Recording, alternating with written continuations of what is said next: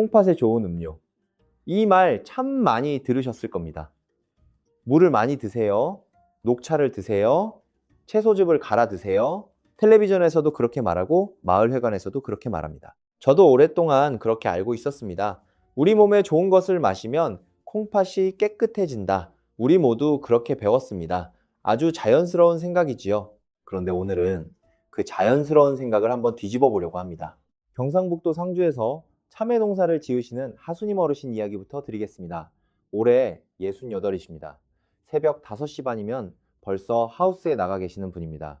이분이 3년 전부터 아침마다 지켜온 습관이 하나 있었습니다. 케일과 신선초를 한 줌씩 넣고 물을 조금 부어 갈아 드시는 겁니다. 초록색 즙 한 컵, 매일 아침 6시. 이유는 단순했습니다. 건강검진에서 콩팥 수치가 조금 나쁘다는 말을 들으셨거든요. 그래서 콩팥에 좋다는 걸 찾으셨고 이웃이 채소즙 이야기를 해주셨습니다. 돈도 안 들고 밭에 다 있는 것들이었습니다. 3년을 하루도 안 빠지고 드셨습니다. 작년 여름 유난히 더웠던 8월이었습니다. 새벽에 화장실에 가려고 일어나셨는데 다리에 힘이 하나도 없었다고 합니다. 손끝은 저리고 가슴 안쪽이 이상하게 쿵쿵 뛰었습니다. 아들이 없다시피 해서 응급실로 모셔갔습니다. 검사 결과 혈액 속 칼륨 수치가 위험할 만큼 올라가 있었습니다. 그날 밤 바로 응급투석을 받으셨습니다. 나중에 담당 선생님이 이렇게 말씀하셨다고 합니다. 콩팥에 좋으라고 드신 그 초록색 즙이 지금 콩팥 상태에서는 가장 위험한 음료였습니다. 여러분, 이 말이 얼마나 억울하게 들리셨겠습니까? 먼저 한 가지만 분명히 말씀드리고 시작하겠습니다. 오늘 말씀은 일반적인 건강 정보입니다. 지금 드시는 약을 제 이야기만 듣고 끊으시면 절대 안 됩니다. 특히 콩팥 관련 진단을 받으신 분은 오늘 내용을 메모해 두셨다가 다음 진료 때 주치의와 꼭 상의하십시오. 사람마다 콩팥 상태가 다르기 때문에 같은 음료가 어떤 분께는 약이 되고 어떤 분께는 독이 됩니다. 오늘 이야기의 핵심이 바로 그것입니다. 숫자를 하나 보여드리겠습니다. 대한신장학회가 내놓은 만성콩팥병 자료에 따르면 2024년 기준으로 우리나라 성인의 만성콩팥병 유병률은 6.3%였습니다. 그런데 70세 이상만 따로 떼어놓고 보면 25.9%로 올라갑니다. 70 넘으신 4분 중 1분입니다. 이 숫자가 무서운 진짜 이유는 따로 있습니다.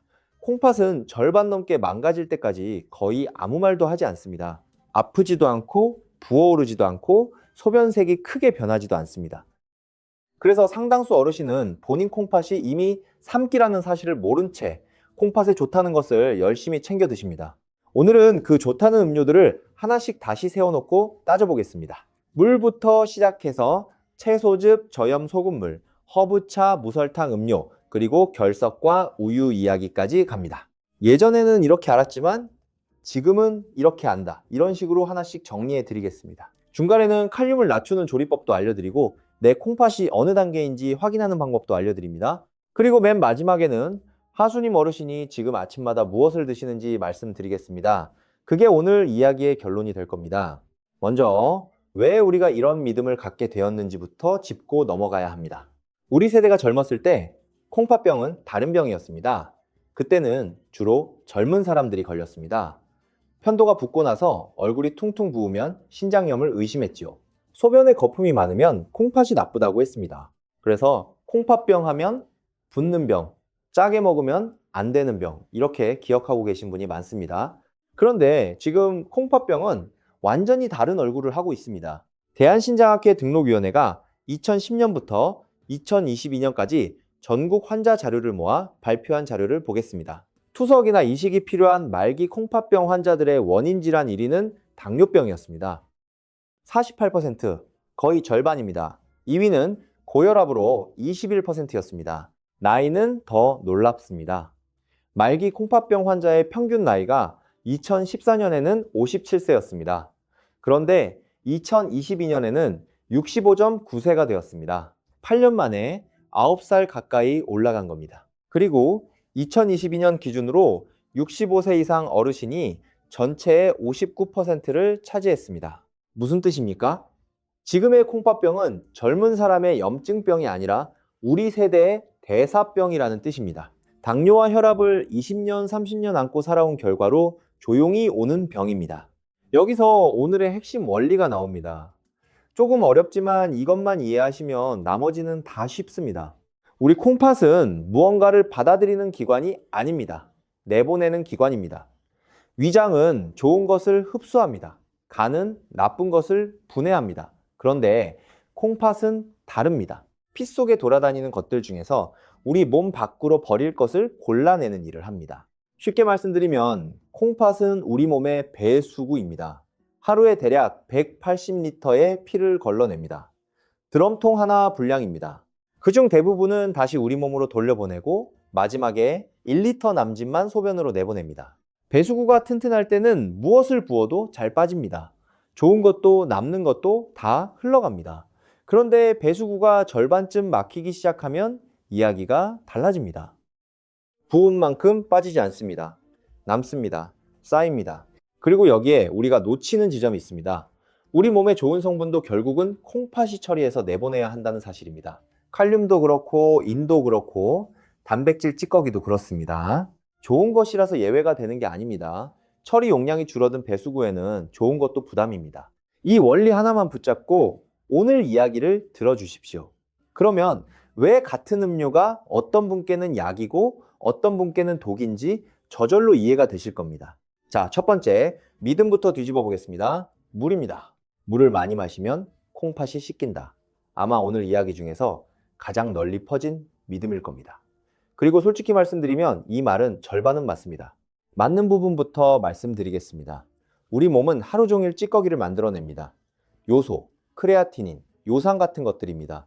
근육을 쓰고 밥을 먹고 세포가 낡아갈 때마다 생기는 부산물입니다. 이것들은 물에 녹아야만 소변으로 빠져나갑니다. 우리 몸에 물이 부족하면 소변이 진해집니다. 진해진다는 건 그 안에서 찌꺼기 농도가 높아진다는 뜻입니다. 특히 결석이 잘 생기는 분들께는 물이 확실한 도움이 됩니다. 소변이 묽어지면 칼슘과 옥살산이 서로 만나 뭉칠 확률이 줄어듭니다. 실제로 하버드 연구진이 4만 5천여 명의 남성을 4년간 추적한 대규모 조사에서 수분 섭취가 많은 쪽에 결석 발생 위험이 낮게 나왔습니다.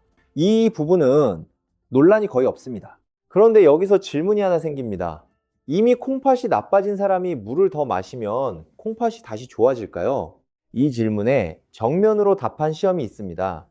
2018년 미국 의사협회지에 실린 무작위 배정 임상 시험입니다. 캐나다 온타리오주 9개 의료기관에서 진행했습니다. 대상은 만성 콩팥병 3기 환자 631명이었습니다. 3기라는 건 콩팥 기능이 대략 절반 정도로 떨어진 상태를 말합니다. 연구진은 참가자를 두 무리로 나눴습니다. 한쪽에는 평소 마시던 것에 더해서 하루에 물을 1리터에서 1.5리터 더 마시도록 계속 지도했습니다. 다른 쪽은 하던 대로 마시게 했습니다. 그리고 1년 동안 콩팥 기능이 어떻게 변하는지 지켜봤습니다. 지시는 잘 지켜졌습니다.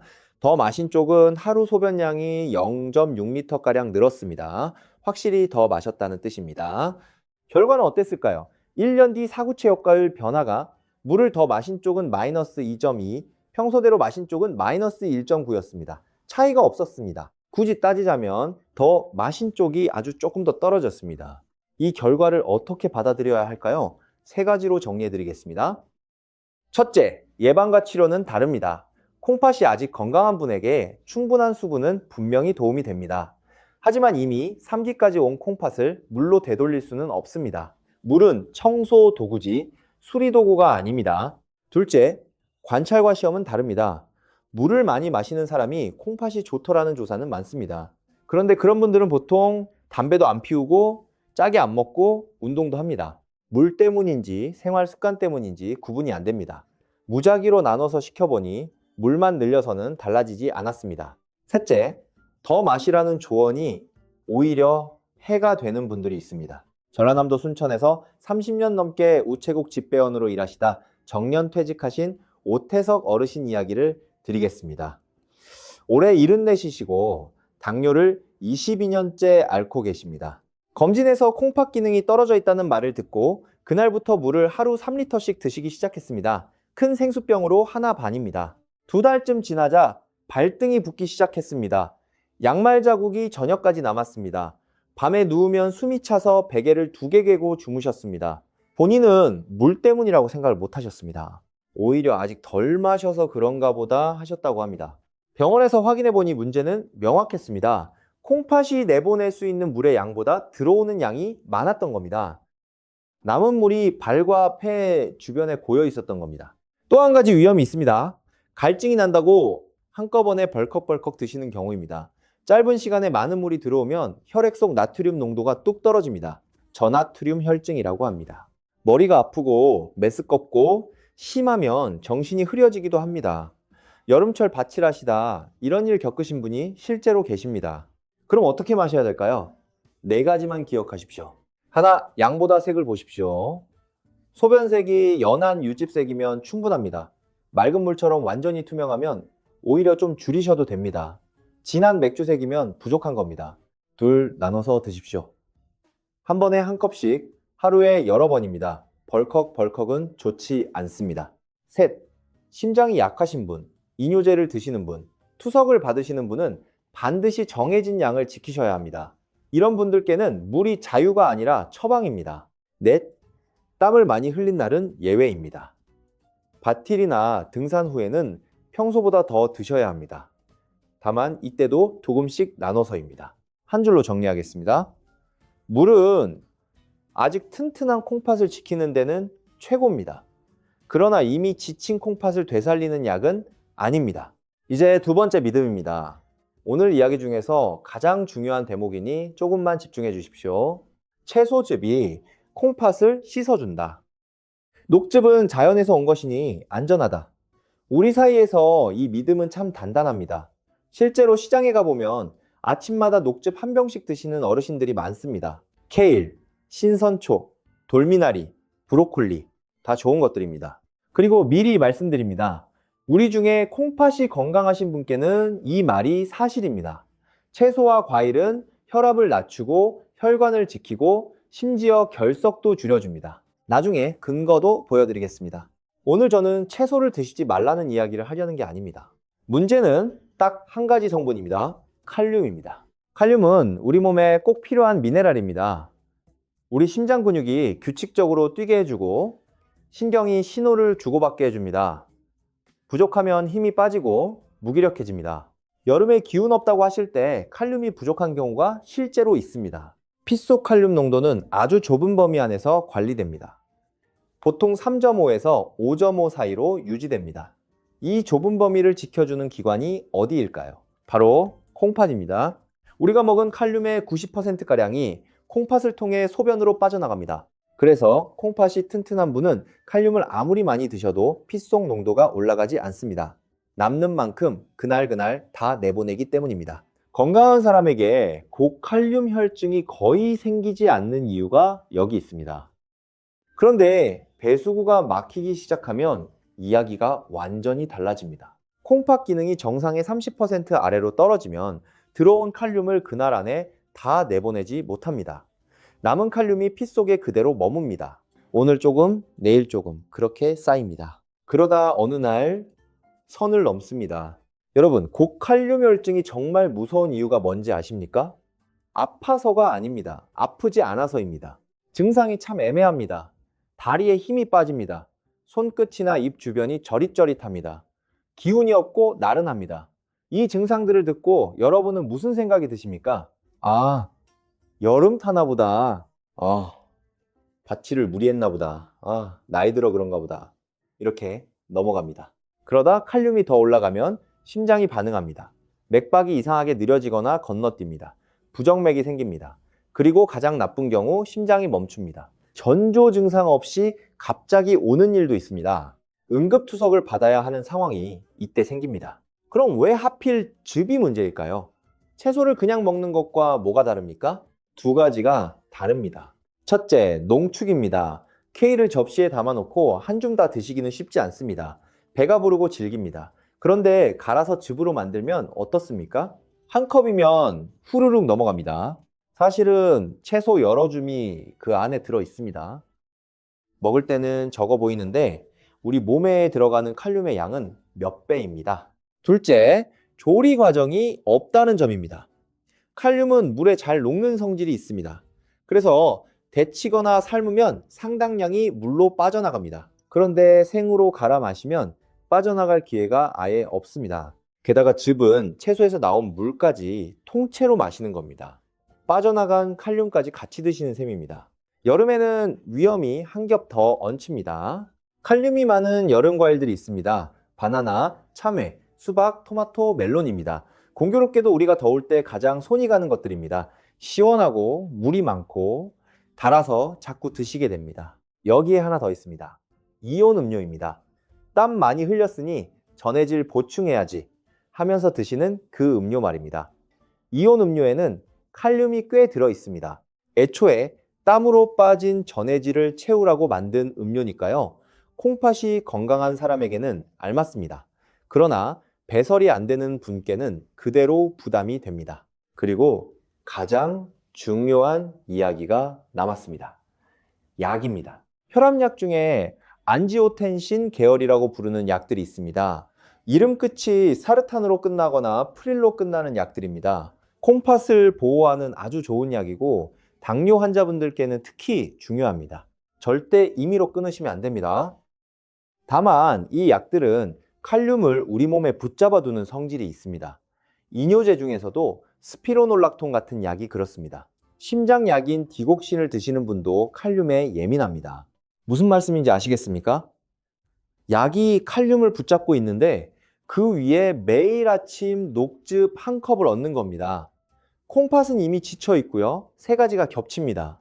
이제 하수님 어르신 이야기로 돌아가 보겠습니다. 그분은 혈압약을 8년째 드시고 계셨습니다.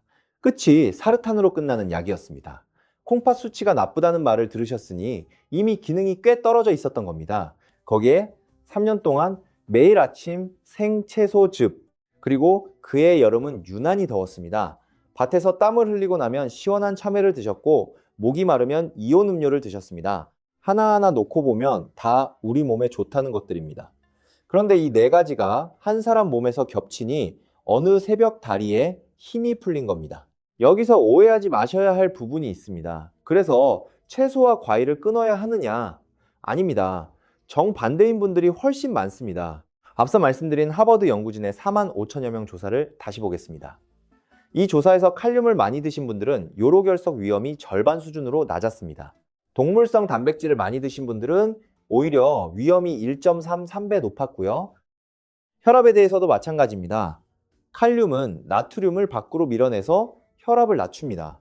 혈압이 낮아지면 결국 콩팥이 보호됩니다. 그러니까 정리하면 이렇습니다. 콩팥이 1기나 2기로 아직 여유가 있는 분께 채소와 과일은 명백한 이득입니다. 반대로 3기 후반이나 4기, 5기로 가신 분께는 같은 것이 위험이 됩니다. 똑같은 초록색 즙 한 컵이 어떤 분께는 혈압약 한 알만큼 도움이 되고 어떤 분께는 응급실행 티켓이 됩니다. 그래서 오늘 이 영상에서 반드시 말씀드려야 할 게 하나 생깁니다. 내 콩팥이 지금 몇 단계인지 아는 일입니다. 이건 뒤에서 검사 이름까지 하나하나 알려드리겠습니다. 조금만 기다려 주십시오. 지금 당장 하실 수 있는 세 가지만 먼저 말씀드리겠습니다. 하나, 콩팥 수치가 나쁘다는 말을 한 번이라도 들으신 분은 생채소즙과 녹즙부터 멈추십시오. 끊으라는 게 아니라 주치에게 확인받기 전까지 잠시 멈추시라는 뜻입니다. 둘, 여름에 참외와 수박을 드실 때는 양을 정해놓고 드십시오. 한 번에 두세 조각까지입니다.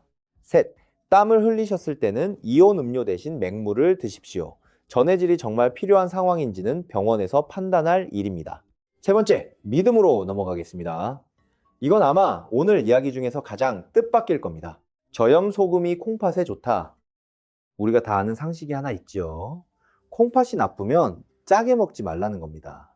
그래서 많은 어르신들이 저염 소금이나 저염 간장으로 바꾸십니다. 마트에 가면 나트륨을 줄였다고 크게 써붙여 놓았습니다. 몸을 생각하는 마음으로 바꾸시는 겁니다. 저도 참 좋은 선택이라고 생각했었습니다. 그런데 저염 소금이 어떻게 짠맛을 유지하는지 생각해 보신 적 있으십니까? 소금의 짠맛은 염화 나트륨에서 나옵니다. 나트륨을 줄이면 당연히 싱거워집니다. 그럼 맛이 없어서 아무도 안 사겠지요. 그래서 제조 과정에서 나트륨 자리를 다른 물질로 채웁니다. 그 자리를 채우는 게 무엇이겠습니까? 바로 염화 칼륨입니다. 칼륨입니다. 여러분, 이게 무슨 뜻입니까? 콩팥이 나빠서 짜게 안 먹으려고 바꾼 소금인데 그 안에 콩팥병 환자가 가장 조심해야 할 칼륨이 들어있는 겁니다. 좋은 마음으로 한 선택이 정반대 결과를 만들 수 있습니다. 강원도 강릉에서 30년 가까이 횟집을 하신 백음숙 어르신 이야기를 드리겠습니다. 올해 71이십니다. 혈압이 높으셔서 오래 약을 드셨고 몇 해 전부터 콩팥 수치도 조금씩 나빠지고 있었습니다. 병원에서 싱겁게 드시라는 말을 듣고 그날로 집에 있는 소금과 간장을 다 바꾸셨습니다. 저염이라고 적힌 것으로요. 반찬 간도 그것으로 하고 국도 그것으로 끓이셨습니다. 장사를 하시니 매일 쓰는 양이 적지 않았습니다. 넉 달쯤 뒤 정기검사에서 칼륨 수치가 올라와 있었습니다. 본인은 도무지 이유를 모르셨습니다. 오히려 예전보다 훨씬 조심하고 계셨으니까요. 영양 상담을 받고 나서야 소금이 원인이라는 걸 아셨습니다. 여러분, 오늘 집에 가시면 이것부터 해보십시오. 주방에 있는 소금 봉지, 간장병을 꺼내서 뒷면을 한번 보십시오. 성분표에 염화칼륨이라고 적혀 있는지 확인하시는 겁니다. 칼륨이라는 두 글자만 찾으시면 됩니다. 콩팥이 건강하신 분은 그대로 쓰셔도 됩니다. 오히려 나트륨을 줄이니 혈압에 도움이 됩니다. 그러나 콩팥 수치를 지적받으신 분이라면 그 봉지를 들고 다음 진료 때 가져가 보여주십시오. 이 한 가지 확인이 어떤 보약보다 낫습니다. 자, 여기까지 들으시면 답답하실 겁니다. 이것도 안 되고 저것도 안 되면 대체 뭘 먹으라는 말이냐. 그래서 지금부터는 방법을 알려드리겠습니다. 칼륨을 줄이면서도 채소를 계속 드시는 방법입니다. 이건 병원 영양팀에서 실제로 환자분들께 가르쳐 드리는 내용입니다. 5가지입니다. 첫째, 데쳐서 드십시오. 칼륨은 물에 잘 녹습니다. 이 성질을 이용하는 겁니다. 채소양의 5배 정도 되는 물을 끓이십시오. 넉넉해야 합니다. 거기에 채소를 넣고 데치십시오. 그리고 여기가 핵심입니다. 데친 물은 반드시 버리십시오. 아까우실 겁니다. 우리 세대는 그 물에 영양이 다 녹아 있다고 배웠습니다. 맞습니다. 칼륨이 다 녹아 있습니다. 그래서 버리는 겁니다. 국물까지 드시면 아무 소용이 없습니다. 둘째, 미리 담가 두십시오. 시간 여유가 있으시면 썰어 놓은 채소를 따뜻한 물에 2시간쯤 담가 두십시오. 물에 잠기게 하셔야 합니다. 그리고 그 물도 버리십시오. 감자나 고구마처럼 덩어리가 큰 것은 얇게 썰어서 담그면 더 잘 빠집니다. 셋째, 과일은 통조림도 방법입니다. 건강에 안 좋다고 생각하시는 분들이 많습니다. 그런데 콩팥 환자분들께는 다릅니다. 통조림 과일은 가공 과정에서 칼륨이 상당 부분 시럽으로 빠져나갑니다. 그러니 과육만 건져 드시고 시럽은 버리시면 됩니다. 당분이 걱정되시면 물에 한번 헹궈 드셔도 됩니다. 넷째, 과일을 골라서 드십시오. 칼륨이 상대적으로 적은 과일이 있습니다. 사과, 포도, 오렌지가 여기 속합니다. 반대로 바나나, 참외, 수박, 토마토, 멜론은 많은 쪽입니다. 완전히 끊으라는 게 아니라 자주 손이 가는 자리에 어떤 것을 놓아두느냐의 문제입니다. 냉장고 눈높이에 무엇이 있는지가 결국 그날 드시는 것을 정합니다. 5째, 마시는 것도 칼륨을 따져보십시오. 이건 잘 모르시는 분이 많습니다. 음료마다 칼륨 함량이 꽤 다릅니다. 100g을 기준으로 비교한 자료를 보면 현미 녹차가 960mg으로 상당히 높습니다. 코코아가 730mg입니다. 그런데 커피는 65mg입니다. 의외이시죠? 몸에 안 좋다고 여기는 커피가 칼륨은 가장 적습니다. 반면 구수하고 부담 없다고 매일 드시는 현미 녹차가 훨씬 높습니다. 겨울에 자주 드시는 코코아도 마찬가지입니다. 물론 커피를 마음껏 드시라는 뜻은 아닙니다. 카페인은 혈압을 올리고 잠을 방해합니다. 다만 콩팥병 진단을 받으신 분이 매일 현미 녹차를 물처럼 드시고 계셨다면 그건 한번 짚어볼 문제라는 말씀입니다. 이 5가지를 하루에 어떻게 적용하는지 예를 들어 드리겠습니다. 아침에 시금치나물을 드신다고 합시다. 예전에는 살짝만 데쳐서 그 물에 참기름 넣고 무치셨을 겁니다. 이제는 넉넉한 물에 푹 데치고 물은 버리고 꼭 짜서 무치십시오. 맛은 거의 그대로입니다. 점심에 된장국을 끓이신다고 합시다. 감자를 넣으실 거면 얇게 썰어 미리 물에 담가 두셨다가 넣으십시오. 국물은 1~2숟갈 정도만 드시고 건더기 위주로 드십시오. 콩팥병에서 국물은 나트륨과 칼륨이 함께 모여 있는 곳입니다. 저녁에 과일을 드신다면 사과 반 개 정도로 정해 두십시오. 접시에 덜어서 드시는 게 좋습니다. 봉지째 놓고 드시면 양을 아무도 모릅니다. 이렇게만 하셔도 하루 칼륨 섭취가 상당히 달라집니다. 그리고 이건 돈이 한 푼도 안 드는 방법입니다. 냄비 하나, 물 조금, 그리고 아까운 마음 한번 참으시면 됩니다. 다만 한 가지는 꼭 기억해 주십시오. 이 방법들은 콩팥 기능이 떨어져 계신 분을 위한 것입니다. 아직 건강하신 분은 이렇게까지 하실 필요가 없습니다. 오히려 채소의 좋은 성분까지 버리게 됩니다. 그래서 다시 같은 결론으로 돌아옵니다. 내가 어느 쪽인지를 알아야 합니다. 그 이야기는 조금 뒤에 자세히 해드리겠습니다. 네 번째, 믿음입니다. 허브차는 천연이라 안전하다. 우리 세대에서 이 믿음은 특히 견고합니다. 카페인도 없고 약도 아니고 풀에서 나온 것이니 부작용이 있을 리 없다. 게다가 이뇨작용이 있어서 콩팥을 씻어준다고들 하십니다. 먼저 사실인 부분을 인정하고 가겠습니다. 히비스커스 차는 혈압을 낮추는 쪽으로 연구가 여러 편 나와 있습니다. 혈압이 내려가면 콩팥이 보호되는 건 분명합니다. 생강차에 들어있는 진저롤은 염증을 가라앉히는 성분이 맞습니다. 강황의 커큐민도 마찬가지입니다. 이런 차들을 하루 한두 잔 즐기시는 건 문제가 없습니다. 그런데 천연이라는 말과 안전하다는 말은 같은 말이 아닙니다. 독버섯도 천연입니다. 보고알도 천연입니다. 자연에서 왔다는 사실은 안전을 보장해 주지 않습니다. 그리고 우리나라 어르신들께 가장 흔한 함정이 하나 있습니다. 감초입니다. 감초가 어디에 들어있는지 한번 꼽아보겠습니다. 쌍화차에 들어있습니다. 십전대보탕에 들어있습니다. 대추차나 생강차를 파는 곳에서도 단맛을 내려고 넣습니다. 한약을 지으면 거의 대부분 들어갑니다. 목이 아플 때 드시는 사탕에도 들어있는 경우가 있습니다. 우리가 약방에 감초라는 말을 괜히 쓰는 게 아닙니다. 감초에는 글리시리진이라는 성분이 있습니다. 이 성분이 우리 몸에 들어가면 글리시레틴산으로 바뀝니다. 그리고 콩팥에서 아주 중요한 효소 하나를 막아버립니다. 어렵게 들리실 테니 쉽게 말씀드리겠습니다.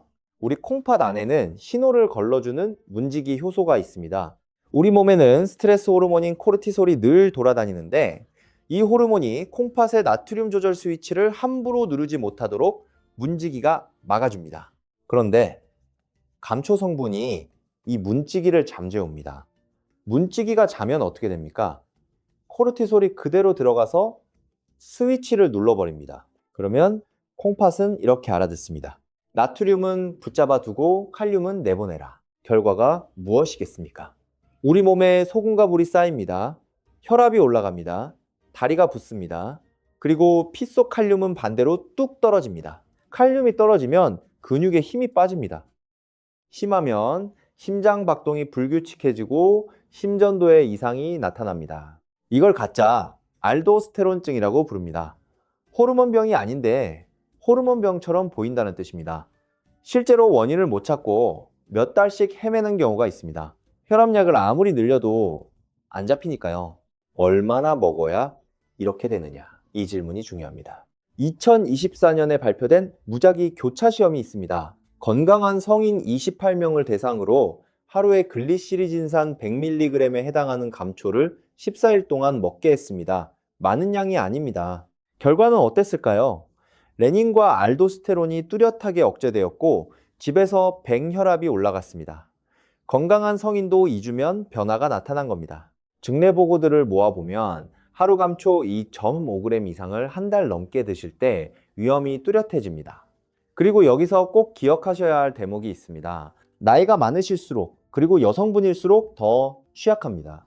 바로 이 영상을 보고 계신 분들입니다. 충청남도 서산에서 마늘 농사를 지으시는 심기환 어르신 이야기를 드리겠습니다. 66이십니다. 겨울마다 감초와 대추를 큰 솥에 넣고 진하게 달여서 보온병에 담아 하우스에서 물처럼 드셨습니다. 몸이 따뜻해지고 기운이 난다고 하셨습니다. 그해 봄부터 혈압이 안 잡히기 시작했습니다. 약을 한 알에서 두 알로 늘렸는데도 그대로였습니다. 계단을 오르면 허벅지가 후들거렸습니다. 본인은 농사일이 힘들어서 그런 줄만 아셨습니다. 칼륨 수치를 재보니 정상보다 한참 낮았습니다. 담당 선생님이 드시는 것을 하나하나 물어보다가 그 보온병 이야기가 나왔습니다. 차를 끊고 6주쯤 지나자 혈압이 원래 약 한 알로 잡히기 시작했습니다. 다리 힘도 돌아왔습니다. 여기서 우리가 꼭 짚어야 할 아이러니를 하나 정리해 드리겠습니다. 채소즙은 칼륨을 지나치게 올립니다. 감초차는 칼륨을 지나치게 내립니다. 방향은 정반대인데 둘 다 우리 몸에 좋다고 알려진 것들이고 둘 다 위험합니다. 칼륨은 너무 높아도 심장이 멈추고 너무 낮아도 심장이 이상해집니다. 좁은 길 한가운데를 걸어야 하는 겁니다. 허브차에 관해 한 가지만 더 말씀드리겠습니다. 이뇨작용 이야기입니다. 민들레차, 파슬리차처럼 소변을 늘린다고 알려진 차들이 있습니다. 콩팥을 씻어낸다고 생각하고 드시는 분이 많습니다. 그런데 이미 이뇨제를 처방받아 드시고 계신 분이라면 이야기가 달라집니다. 이뇨제 위에 이뇨차를 더하는 셈입니다. 탈수가 오고 전해질이 흔들리고 어지러워 넘어지실 수 있습니다. 허브차를 안전하게 즐기는 방법 4가지로 정리하겠습니다. 하나, 재료를 확인하십시오. 포장 뒷면이나 한방 찻집의 재료 표시에 감초가 있는지 보십시오. 둘, 물 대신 드시지 마십시오. 차는 차입니다. 하루 한두 잔까지입니다. 보온병에 담아 종일 드시는 건 그때부터 차가 아니라 약입니다. 셋, 같은 차를 4주 넘게 매일 드시고 계셨다면 다음 진료 때 그 사실을 꼭 말씀하십시오. 칼륨 수치 한 번 재보자는 이야기가 나올 겁니다. 넷, 이뇨제나 혈압약을 드시는 분은 새로운 차를 시작하기 전에 먼저 물어보십시오. 이 한마디가 몇 달의 고생을 줄여줍니다. 이제 5번째 믿음입니다. 설탕만 빼면 괜찮다. 요즘 우리 주변에 무설탕 음료가 참 많이 나옵니다. 칼로리가 없다고 크게 써붙여 놓았습니다. 당뇨가 있으신 분들께는 정말 반가운 소식이었지요. 혈당도 안 올리고 살도 안 찌니 이제 마음 놓고 드셔도 되는 줄 알았습니다. 그런데 콩팥 쪽에서는 다른 결과가 나왔습니다. 2024년에 나온 대규모 분석이 있습니다. 영국의 대규모 건강 자료에 등록된 성인 12만 7천여 명을 추적한 연구입니다. 결과를 요약하면 이렇습니다. 설탕이 든 음료를 하루 한 잔 넘게 드신 분들은 만성 콩팥병 발생 위험이 높았습니다. 여기까지는 예상대로입니다. 그런데 인공감미료를 넣은 음료를 드신 분들에게서도 위험이 함께 올라갔습니다. 설탕을 뺀 음료도 안전하지 않았다는 뜻입니다. 반대로 이 음료들을 물이나 천연 과일 주스로 바꾼 분들은 위험이 낮아졌습니다. 왜 그럴까요? 설탕 자체만 문제가 아니었기 때문입니다. 첫째는 요산입니다. 단 음료에 많이 쓰이는 과당은 우리 몸에서 분해될 때 요산을 늘립니다. 요산이 높으면 콩팥이 나빠집니다. 미국에서 1만 5천여 명을 추적한 조사에서 하루 한 캔 넘게 드시면서 요산 수치가 9 이상인 분들은 만성 콩팥병 위험이 2.59배로 높았습니다. 통풍이 있으신 분들은 이 대목을 특히 기억하십시오. 둘째는 인입니다. 가공 음료에는 맛과 보존을 위해 인산염이 들어갑니다. 음식에 자연이 들어있는 인과 달리 첨가된 인은 우리 몸에 훨씬 잘 흡수됩니다. 콩팥이 약해지면 이 인을 내보내지 못합니다. 남은 인은 혈관벽에 쌓입니다. 콩팥병 환자에게 심장병이 많은 이유 중 하나가 여기 있습니다. 대구 달성에서 어린이집 조리사로 일하시는 노경란 어르신은 63이십니다. 단 것을 좋아하시는데 당뇨 초기라는 말을 듣고 무설탕 탄산음료로 바꾸셨습니다. 칼로리가 없으니 하루 3캔씩 드셨습니다. 오히려 잘하고 계신다고 생각하셨지요. 2년 뒤 검진에서 요산이 높게 나왔고 엄지발가락에 통풍이 왔고 콩팥 수치도 조금 나빠져 있었습니다. 무설탕 음료가 설탕 음료보다는 낫습니다. 그건 맞습니다. 다만 물보다 나은 건 아닙니다. 이 차이를 기억해 주십시오. 이제 6번째 믿음입니다. 이건 결석 때문에 고생해 보신 분이라면 반드시 들으셔야 합니다. 결석이 생겼으면 칼슘을 끊어야 한다. 우유를 마시지 마라, 멸치를 먹지 마라, 뼈째 먹는 생선을 피해라. 이 말을 어디서 들으셨습니까? 아마 병원에서 들으셨을 겁니다. 그리고 그건 여러분 탓이 아닙니다.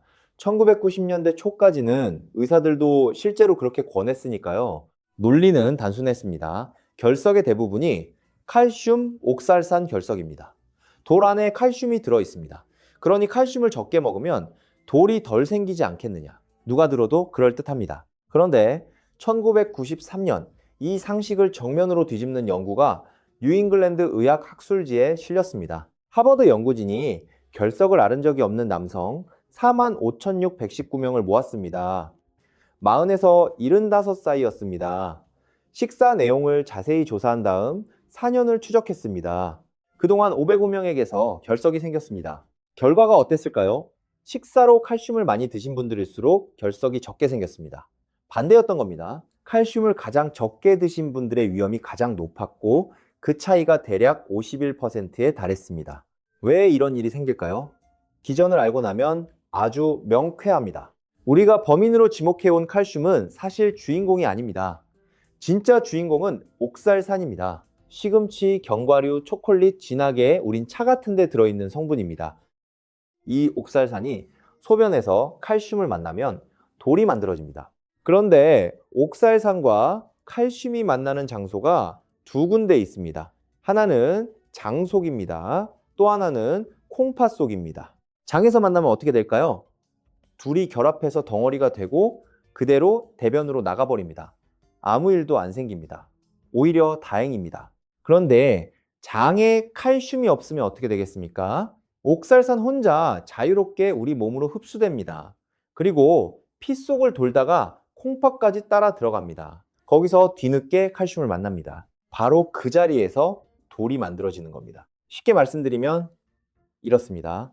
옥살산을 장입구에서 붙잡아줄 문지기가 칼슘입니다. 문지기를 없애면 안으로 다 들어옵니다. 그래서 여기서 아주 중요한 단서가 붙습니다. 칼슘은 반드시 식사와 함께 우리 몸에 들어가야 합니다. 무슨 뜻이냐면 밥 먹을 때 같이 먹은 우유나 두부, 멸치는 장에서 옥살산과 만납니다. 이건 이득입니다. 그런데 식사와 떨어진 시간에 칼슘 알약만 따로 드시면 붙잡을 옥살산이 장에 없습니다. 그 칼슘은 그냥 흡수되어 소변으로 나옵니다. 소변 칼슘 농도만 올리는 셈이 됩니다. 칼슘 보충제를 드시는 분들은 이 한 가지만 바꾸셔도 됩니다. 식사 도중이나 식사 직후에 드시는 겁니다. 끊으라는 게 아니라 시간을 옮기는 겁니다. 2002년에는 이 문제를 무작위 시험으로 확인한 연구도 나왔습니다. 결석이 반복되는 분들을 두 무리로 나눠 5년을 지켜봤습니다. 한쪽은 칼슘을 줄인 식사, 다른 쪽은 칼슘은 보통대로 두고 소금과 동물성 단백질을 줄인 식사였습니다. 결과는 두 번째 쪽이 재발이 훨씬 적었습니다. 그럼 진짜 범인은 누구입니까? 소금입니다. 나트륨을 많이 드시면 콩팥이 나트륨을 내보낼 때 칼슘까지 끌고 나갑니다. 둘은 같이 움직입니다. 그래서 짜게 드시는 분은 소변 칼슘 농도가 올라갑니다. 돌이 만들어질 재료가 소변에 늘어나는 겁니다. 같은 하버드 조사에서 동물성 단백질을 많이 드신 분들의 결석 위험은 1.33배였습니다. 반대로 수분을 많이 드신 분들은 0.71로 낮았고 칼륨을 많이 드신 분들은 0.49까지 내려갔습니다. 우리 밥상 기준으로 이 숫자들을 한 줄로 읽어보겠습니다. 물 많이, 채소 많이, 칼슘은 밥과 함께 그대로, 소금은 줄이고 고기는 적당히. 이게 결석 예방의 전부입니다. 우유를 끊는 건 여기 없습니다. 부산기장에서 배도장 일을 하시는 표승우 어르신 이야기를 드리겠습니다. 올해 59이십니다. 10년 사이에 결석으로 3번 응급실에 가셨습니다. 옆구리 통증이 얼마나 지독한지 아시는 분은 아실 겁니다. 두 번째, 결석 이후로 우유를 끊으셨습니다. 멸치볶음도 상에서 치우셨습니다. 그런데 3년 뒤에 또 생겼습니다. 식사를 하나씩 짚어보니 답이 보였습니다. 현장 일이 고되니 점심에 라면, 국물까지 다 드셨습니다. 집에서는 젓갈과 장아찌를 몇 끼 드셨습니다. 물은 하루 2컵도 안 드셨습니다. 칼슘을 끊는 동안 정작 소금은 그대로였던 겁니다. 여러분, 이제 레몬물 이야기를 할 자리가 되었습니다. 원래 레몬물은 오늘 첫머리에 나올 뻔한 주제였습니다. 그런데 앞에 이야기를 먼저 하지 않으면 레몬물이 왜 좋은지 정확히 설명이 안 됩니다. 레몬에는 구연산이 들어있습니다. 이 성분이 우리 몸을 거쳐 소변으로 나올 때 시트르산 형태가 됩니다. 시트르산이 하는 일이 아주 재미있습니다. 시트르산은 소변에서 칼슘을 먼저 붙잡습니다. 칼슘 입장에서는 옥살산 대신 시트르산과 짝을 이루는 겁니다. 그리고 시트르산과 결합한 칼슘은 돌이 되지 않습니다. 물에 녹은 채로 그냥 빠져나갑니다. 또 하나 있습니다.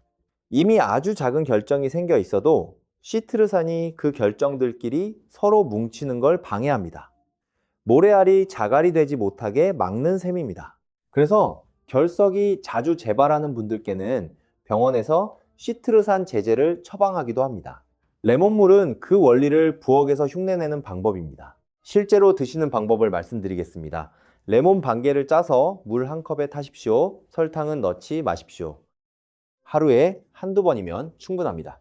주의하실 점도 있습니다. 속이 쓰리신 분은 빈속에 드시지 말고 식후에 드십시오. 그리고 신맛이 치아 표면을 상하게 할 수 있으니 드시고 나서 맹물로 한번 입을 헹구시면 좋습니다. 바로 칫솔질 하시는 건 오히려 좋지 않습니다. 마지막으로 솔직하게 말씀드리겠습니다. 레몬물이 이미 만들어진 돌을 녹여 없애지는 못합니다. 새로 생기는 걸 줄이는 예방책입니다. 지금 옆구리가 아프시다면 레몬물이 아니라 병원으로 가셔야 합니다. 여기까지 우리가 6가지 믿음을 함께 뒤집어 봤습니다. 그런데 뒤집기만 하고 끝내면 안 되겠죠. 이제 정말로 도움이 되는 것들을 부풀리지 않고 제자리에 놓아 보겠습니다. 먼저 크랜베리입니다. 크랜베리에는 프로안토시아니딘이라는 성분이 들어 있습니다. 이 성분이 하는 일은 세균을 죽이는 게 아닙니다. 세균이 요로 벽에 달라붙지 못하게 미끄럽게 만드는 겁니다. 특히 방광염을 가장 많이 일으키는 대장균에 대해 그렇습니다. 붙지 못하면 어떻게 됩니까? 소변과 함께 그대로 씻겨나갑니다. 자리를 잡고 번식할 기회를 놓치는 겁니다. 그런데 이게 왜 콩팥 이야기냐고 물으실 수 있습니다. 방광은 콩팥이 아니니까요. 이유가 있습니다. 방광에서 시작된 염증이 그대로 두면 요관을 타고 위로 올라갑니다. 콩팥까지 올라오면 신우신염이 됩니다. 열이 39도까지 오르고 등어리가 두들겨 맞은 것처럼 아픕니다. 그리고 이게 진짜 문제인데 신우신염을 여러 번 앓으면 콩팥 조직에 흉터가 남습니다. 흉터가 생긴 자리는 다시 여과 기능을 하지 못합니다. 그래서 반복되는 방광염을 막는 일은 결국 우리 콩팥을 지키는 일입니다. 특히 여성 어르신, 당뇨가 있으신 분, 전립선이 커져서 소변이 남는 남성분들께 중요합니다. 전라북도 김제에서 혼자 지내시는 구말순 어르신은 77이십니다. 겨울마다 방광염을 앓으셨습니다. 2번은 열이 크게 올라 입원까지 하셨습니다. 이야기를 들어보니 원인이 보였습니다. 밤에 화장실 가기가 무섭다고 저녁 5시 이후로는 물을 아예 안 드셨습니다. 낮에도 밭에 있으면 참으셨습니다. 소변이 방광에 오래 고여 있었던 겁니다. 이 경우 크랜베리 주스가 답일까요? 아닙니다. 물과 배뇨 습관이 먼저입니다. 크랜베리는 그 다음입니다. 크랜베리를 드실 때 주의하실 점도 말씀드리겠습니다. 첫째, 무가당인지 확인하십시오. 시중 크랜베리 음료 상당수는 설탕이 아주 많습니다. 신맛이 강해서 안 넣으면 팔리지가 않거든요. 앞에서 말씀드린 대로 단 음료는 콩팥의 부담입니다. 둘째, 결석이 잘 생기는 체질이면 양을 줄이십시오. 크랜베리에도 옥살산이 들어있습니다. 셋째, 피가 굳지 않게 하는 약을 드시는 분은 반드시 주치 있게 물어보십시오. 와파린 같은 약과 함께 드셨을 때 문제가 보고된 적이 있습니다. 넷째, 이미 열이 나고 옆구리가 아프시면 그건 주스로 해결할 단계가 아닙니다. 항생제가 필요한 상황입니다. 주스를 마시며 버티다가 신우신염으로 가는 경우를 꼭 피하셔야 합니다. 다음은 녹차입니다. 녹차에는 카테킨이라는 항산화 성분이 풍부합니다. 그 중에서도 에피갈로카테킨 갈레이트라는 성분이 가장 강력합니다. 이름이 어려우니 그냥 녹차의 떫은 맛 성분이라고 기억하십시오. 우리 콩팥은 하루 종일 피를 거릅니다. 쉬는 시간이 없습니다. 그 과정에서 활성산소가 계속 생깁니다. 쇠가 녹쓰는 것과 비슷한 일이 콩팥 안에서 조금씩 일어난다고 생각하시면 됩니다. 항산화 성분은 이 녹쓰는 속도를 늦춰줍니다. 우리 콩팥에는 사구체라고 부르는 아주 가느다란 실핏줄 뭉치가 있습니다. 한쪽 콩팥에만 100만 개쯤 들어 있습니다. 이게 실제로 피를 거르는 여각입니다. 녹차 성분은 이 미세혈관의 기능을 돕는 쪽으로 작용합니다. 그런데 여기서 녹차의 옥살산 논란을 정리하고 넘어가야겠습니다. 녹차 마시면 결석 생긴다고 걱정하시는 분들이 계시거든요. 측정 자료를 보면 녹차 250ml에 들어있는 옥살산은 대략 2mg에서 35mg까지 편차가 큽니다. 산지와 우린 시간에 따라 다릅니다. 그럼 실제로 결석이 늘어날까요? 소변으로 칼슘이 많이 빠져나가는 결석 환자 273명을 조사한 자료가 있습니다. 그중 매일 녹차를 드시는 41명과 안 드시는 분들을 비교했습니다. 결과는 소변의 옥살산, 칼슘, 시트르산 수치에 의미 있는 차이가 없었습니다. 반대로 하루 4잔 이상 진하게 드시면 위험이 올라간다는 조사도 있습니다. 두 자료를 합쳐서 상식적으로 정리하면 이렇습니다. 하루 한두 잔의 연한 녹차는 걱정하실 일이 아닙니다. 보온병에 진하게 우려 종일 드시는 건 다른 이야기입니다. 녹차를 드실 때 지키실 것을 4가지로 정리하겠습니다. 하나, 하루 한 잔에서 3잔까지입니다. 둘, 연하게 우리십시오. 찻잎을 오래 담가 두실수록 옥살산과 카페인이 함께 늘어납니다. 셋, 오후 늦게는 피하십시오. 카페인이 잠을 방해하면 혈압에도 좋지 않습니다. 넷, 앞에서 말씀드린 대로 현미녹차는 칼륨이 높은 편입니다. 콩팥 기능이 떨어지신 분은 이 점을 기억하십시오. 여러분, 이 대목에서 제가 꼭 드리고 싶은 말씀이 있습니다. 크랜베리도 녹차도 좋은 음료입니다. 그런데 이것들은 어디까지나 거들어주는 역할입니다. 치료가 아닙니다. 솔직히 말씀드리면 우리 콩팥을 지키는 데 있어서 이 둘을 합친 것보다 훨씬 큰 일이 따로 있습니다. 혈압을 130 아래로 유지하는 일, 당화혈색소를 목표에 맞추는 일, 소금을 줄이는 일, 그리고 처방받은 약을 거르지 않고 드시는 일입니다. 주스 한 잔으로 콩팥이 되살아난다는 기대는 접으십시오. 대신 그 4가지를 지키십시오. 그게 100배 낫습니다. 자, 이제 오늘 계속 미뤄왔던 이야기를 할 차례입니다. 내 콩팥이 지금 어느 단계인지 아는 방법입니다. 오늘 말씀드린 내용을 돌아보십시오. 물도, 채소즙도, 저염소금도, 허브차도, 결석과 칼슘 이야기도 전부 같은 구조였습니다. 어떤 분께는 약이고 어떤 분께는 독이었습니다. 그 갈림길이 바로 우리 콩팥의 단계입니다. 그런데 참 이상한 일이 있습니다. 우리는 혈압 숫자는 외우고 다닙니다. 혈당 수치도 압니다. 그런데 콩팥 수치를 아는 분은 거의 없습니다. 인천 강화에서 순무 농사를 지으시는 남기표 어르신은 올해 70이십니다. 고혈압 약을 20년 넘게 드셨습니다. 해마다 건강검진도 빠짐없이 받으셨고요. 그런데 결과지를 받으면 늘 혈압과 혈당, 콜레스테롤만 보셨다고 합니다. 나머지 숫자들은 무슨 소린지 모르니 그냥 서랍에 넣어두셨습니다. 작년에 며느리가 그 서랍을 정리하다가 물었다고 합니다. 아버님, 여기 이 숫자는 뭐예요?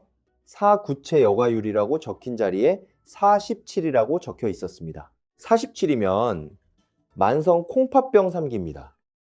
그리고 재작년 결과지에는 54, 그 전에는 60일이었습니다. 해마다 조금씩 내려가고 있었던 겁니다. 3년 동안 결과지에 다 적혀 있었는데 아무도 안 본 겁니다. 여러분, 오늘 이 영상 보시고 나서 딱 한 가지만 하신다면 이걸 하십시오. 지난 건강검진 결과지를 찾아서 사구체 여과율이라고 적힌 숫자를 확인하시는 겁니다. 이제 어떤 검사를 봐야 하는지 3가지로 정리해 드리겠습니다. 첫 번째는 혈액에서 재는 크레아티닌입니다. 크레아티닌은 근육이 쓰이고 나면 생기는 찌꺼기입니다. 건강한 콩팥은 이걸 부지런히 걸러냅니다. 그래서 피 속 크레아티닌이 올라가 있다는 건 콩팥이 덜 걸러내고 있다는 뜻입니다. 다만 크레아티닌 숫자 하나만 보시면 안 됩니다. 근육량에 따라 값이 달라지기 때문입니다. 마르고 근육이 적으신 어르신은 콩팥이 꽤 나빠져 있어도 크레아티닌이 정상처럼 보일 수 있습니다. 그래서 나이와 성별을 함께 계산해서 나오는 숫자를 봅니다. 그게 사구체 역과율입니다. 결과지에 대개 함께 인쇄되어 있습니다. 이 숫자를 어떻게 읽느냐? 60 이상이면 대체로 괜찮습니다. 60 미만인 상태가 3개월 넘게 이어지면 만성 콩팥병으로 봅니다. 30에서 59 사이가 3기, 15에서 29 사이가 4기, 15 미만이면 5기입니다. 자, 두 번째는 소변 검사입니다. 단백뇨는 콩팥이 보내는 아주 이른 신호입니다. 사구체가 촘촘한 체 역할을 하는데 그물코가 성겨지면 붙잡혀 있어야 할 단백질이 소변으로 새어 나옵니다. 소변에 거품이 많고 잘 안 꺼진다면 한번 확인해 보실 만합니다. 특히 당뇨가 있으신 분은 소변에서 알부민이라는 단백질을 따로 재는 정밀 검사를 받아보셔야 합니다. 이 검사는 혈액 수치가 나빠지기 몇 년 전에 먼저 신호를 줍니다. 일반 검진에 안 들어있는 경우가 많으니 진료 때 직접 말씀하셔서 요청하십시오. 세 번째는 칼륨입니다. 오늘 이야기의 절반이 칼륨이었지요. 그런데 칼륨은 일반 검진 항목에 없는 경우가 많습니다. 콩팥 수치가 나쁘다는 말을 들으셨다면 다음 진료 때 칼륨도 같이 재달라고 하십시오. 이 한마디가 응급실 한 번을 막아줍니다. 자, 이제 단계별로 어떻게 마셔야 하는지 정리해 드리겠습니다. 오늘 내용의 결론입니다. 사구체 여과율이 60 이상이고 단백뇨도 없으신 분, 오늘 말씀드린 좋은 것들을 대부분 그대로 누리시면 됩니다. 물 충분히 드시고 채소와 과일 넉넉히 드시고 소금만 줄이십시오. 칼륨은 오히려 혈압과 결석에 도움이 됩니다. 사구체 역과율이 30에서 59 사이, 그러니까 3기이신 분, 여기서부터 오늘 이야기가 갈라집니다. 생채소즙과 녹즙은 일단 멈추십시오. 저염 소금 성분표를 확인하십시오. 과일은 양을 정해놓고 드십시오. 물은 억지로 늘리지 마시고 지금 양을 유지하십시오. 그리고 칼륨 수치를 정기적으로 확인하십시오. 사기와 오기, 그리고 투석을 받고 계신 분, 이 단계에서는 마시는 모든 것이 처방입니다. 하루물의 양도, 칼륨도, 인도 병원에서 정해준 대로 하셔야 합니다. 인터넷에서 좋다는 것을 보셨다면 드시기 전에 반드시 물어보십시오. 이 단계에서는 좋다고 알려진 것일수록 더 위험합니다. 다음 진료 때 여쭤보실 질문을 4가지로 정리해 드리겠습니다. 종이에 적어 가시면 좋습니다. 첫째, 제 사구체 여과율이 얼마이고 몇 단계입니까? 둘째, 제 칼륨 수치가 얼마입니까? 채소즙이나 저염 소금을 써도 됩니까? 셋째, 하루에 물을 얼마나 마시는 게 좋습니까? 제한이 필요한 상태입니까? 넷째, 지금 제가 먹는 약 중에 칼륨을 올리는 약이 있습니까? 이 4가지면 충분합니다. 선생님 바쁘신데 이런 걸 물어봐도 되나 싶으시겠지만 오히려 반가워하십니다. 본인 상태를 아는 환자가 관리가 훨씬 잘 되거든요. 검사 주기도 말씀드리겠습니다. 당뇨나 고혈압이 있으시면 최소 1년에 한 번은 콩팥 수치를 확인하십시오. 이미 3기 이상이시면 3개월에서 6개월마다입니다. 그리고 결과지를 버리지 마십시오.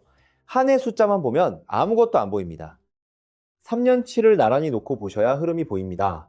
남기표 어르신도 3년치를 나란히 놓고서야 알아채셨습니다. 돈 걱정은 안 하셔도 됩니다.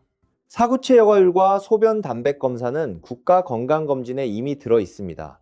따로 돈 들여 무슨 즙을 사드실 필요가 없습니다. 이미 받아놓은 그 종이 한 장을 다시 보시는 게 훨씬 값어치 있습니다. 이제 우리 어르신들께서 가장 많이 물어보시는 5가지에 답해 드리겠습니다. 앞에서 다루지 못한 것들만 골랐습니다. 첫 번째 질문입니다. 이뇨제를 먹고 있는데 소변이 잘 나온다는 차를 같이 마셔도 되나요? 짧게 답을 드리면 권하지 않습니다. 이유는 이렇습니다. 이뇨제는 콩팥에서 나트륨과 물을 내보내라는 명령을 강하게 내리는 약입니다. 우리 몸에 물이 고이는 걸 막으려고 씁니다. 그런데 그 위에 이뇨 작용을 하는 차를 얹으면 명령이 2겹이 됩니다. 그러면 어떻게 됩니까? 물이 필요한 만큼보다 더 빠집니다. 혈압이 갑자기 떨어집니다. 앉았다 일어설 때 눈앞이 캄캄해집니다. 우리 나이에 이게 왜 위험합니까? 넘어지시기 때문입니다. 고관절 골절 한 번이면 그 뒤 1년이 완전히 달라집니다. 그리고 전해질도 같이 흔들립니다. 나트륨과 칼륨이 함께 빠져나가면서 근육 경련이 오고 기운이 없어집니다. 한 줄로 정리하겠습니다. 이뇨제를 드시는 분께 이뇨차는 보약이 아니라 중복 처방입니다. 두 번째 질문입니다. 하루에 물 8잔이 정답 아닌가요? 이 8잔이라는 숫자 참 오래됐습니다. 그런데 이 숫자가 어디서 나왔는지 정확한 근거를 찾기가 어렵습니다. 사람마다 몸무게가 다르고 땀 흘리는 정도가 다르고 콩팥 상태가 다른데 모두에게 같은 숫자를 적용할 수는 없습니다. 게다가 우리가 마시는 물만 물이 아닙니다. 국, 찌개, 숭늉, 과일, 커피에 들어있는 수분도 다 계산에 들어갑니다. 우리나라 밥상은 국물이 많아서 생각보다 수분을 많이 드시고 계신 경우가 많습니다. 그러니 잔수를 세지 마시고 소변을 보십시오. 앞에서 말씀드린 대로 연한 겹집색이면 적당합니다. 그리고 하루 소변 횟수가 6번에서 8번 정도면 대체로 무난합니다. 다만 여름철 밭일 하시는 날, 열이 나는 날, 설사를 하신 날은 예외입니다. 이때는 평소보다 더 드셔야 합니다. 반대로 심장이 약하시거나 이뇨제를 드시는 분은 정해진 양을 지키셔야 합니다. 한 줄 정리입니다. 물은 잔수가 아니라 소변색으로 맞추십시오. 세 번째 질문입니다. 커피는 콩팥에 나쁩니까? 의외라고 생각하실 수 있는데 커피 자체가 콩팥을 망가뜨린다는 근거는 뚜렷하지 않습니다. 오히려 앞에서 보셨듯이 커피는 칼륨이 낮은 편에 속합니다. 100g에 65mg 정도로 현미녹차나 코코아보다 훨씬 적습니다. 콩팥이 나빠진 분께는 이게 장점이 됩니다. 문제는 커피가 아니라 커피에 뭘 넣느냐입니다. 봉지째 타서 드시는 믹스커피를 생각해 보십시오. 설탕이 들어있습니다. 그리고 크림 대용으로 들어가는 가루에는 인산염 같은 첨가물이 들어가는 경우가 있습니다. 앞에서 말씀드렸듯이 첨가된 인은 우리 몸에 아주 잘 흡수됩니다. 콩팥이 약해지면 이 인을 내보내지 못하고 혈관에 쌓입니다. 또 카페인은 마신 직후 혈압을 잠깐 올립니다. 혈압이 잘 안 잡히시는 분이 하루에 대여섯 잔씩 드시고 계신다면 그건 줄이시는 게 맞습니다. 한 줄 정리입니다. 커피 한두 잔은 괜찮습니다. 다만 봉지 커피는 커피가 아니라 설탕 음료에 가깝습니다. 네 번째 질문입니다. 콩팥에 좋다는 즙이나 건강식품 광고는 믿어도 됩니까? 여러분 여기서는 조금 단호하게 말씀드리겠습니다. 법적으로도 의학적으로도 지금 이 세상에 망가진 콩팥을 되살리는 식품은 없습니다. 있었다면 병원에서 제일 먼저 썼을 겁니다. 우리 동네 병원 투석실이 왜 아직도 가득 차 있겠습니까? 그리고 콩팥이 나빠진 분께 즙 종류가 특히 위험한 이유는 오늘 내내 말씀드린 그대로입니다. 농축되어 있고 칼륨이 많고 성분표가 불분명한 경우가 많습니다. 특히 여러 가지 약재를 섞어 달인 즙은 그 안에 무엇이 얼마나 들어있는지 알 수가 없습니다.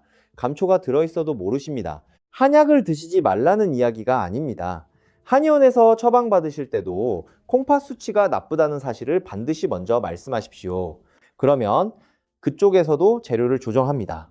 문제는 성분을 모르는 채 사서 드시는 경우입니다. 한 줄 정리입니다. 콩팥이 약해질수록 성분표가 없는 것은 드시지 마십시오. 다섯 번째 질문입니다. 나이 들면 단백질 챙겨 먹으라던데 콩팥에 나쁘지 않습니까? 아주 좋은 질문입니다. 그리고 여기에는 진짜 딜레마가 있습니다. 한쪽에서는 이렇게 말합니다. 우리 나이가 되면 근육이 빠지니 단백질을 챙겨 드셔야 합니다. 맞는 말입니다. 근육이 빠지면 넘어지고, 넘어지면 눕게 되고, 누우면 모든 게 나빠집니다. 다른 한쪽에서는 이렇게 말합니다. 단백질을 많이 드시면 콩팥이 힘들어집니다. 이것도 맞는 말입니다. 단백질이 분해되면 요소 같은 찌꺼기가 생기고 그걸 걸러내느라 콩팥이 더 빨리 돌아가야 합니다. 앞서 본 조사에서도 동물성 단백질을 많이 드신 분들의 결석 위험이 1.33배였습니다. 그럼 어떻게 해야 합니까? 여기서도 답은 단계입니다. 콩팥이 아직 건강하신 분은 단백질을 충분히 드셔야 합니다. 끼니마다 손바닥 절반 정도의 고기나 생선 또는 두부 반모 또는 달걀 2개 이 정도를 3끼에 나눠서 드시는 게 좋습니다. 한 끼에 몰아 드시는 것보다 나눠 드시는 편이 근육에 더 잘 갑니다. 이미 3끼 이상이신 분은 다릅니다. 무조건 줄이라는 게 아니라 얼마나 드실지를 주치의나 영양사와 함께 정하셔야 합니다. 너무 줄이면 근육이 빠져서 더 위험해집니다. 그리고 가루로 된 단백질 보충제를 드시는 분은 한 가지 확인하십시오. 제품에 따라 인이나 칼륨이 추가로 들어있는 경우가 있습니다. 통을 들고 가서 보여드리는 게 가장 빠릅니다. 한 줄 정리입니다. 단백질은 끊는 것도 답이 아니고 무작정 늘리는 것도 답이 아닙니다. 내 단계에 맞춰 양을 정하는 게 답입니다. 오늘 이야기 중에 우리 집 부엌에 해당되는 게 하나라도 있으셨다면 이 영상을 가족들에게 한번 보내주십시오. 아침마다 즙을 갈아 드시는 어머님, 저염소금으로 바꾸신 아버님이 계시다면 특히요. 이런 이야기를 계속 듣고 싶으시면 구독을 눌러두시면 됩니다. 이제 오늘 이야기를 정리하겠습니다. 예전에는 이렇게 알았고 지금은 이렇게 한다. 이렇게 6가지로 짝을 지어 보겠습니다. 물입니다. 예전에는 많이 마실수록 콩팥이 씻긴다고 알았습니다. 지금은 이렇게 압니다. 아직 튼튼한 콩팥에는 분명히 도움이 되지만 이미 3기까지 온 콩팥은 물로 되돌아오지 않습니다.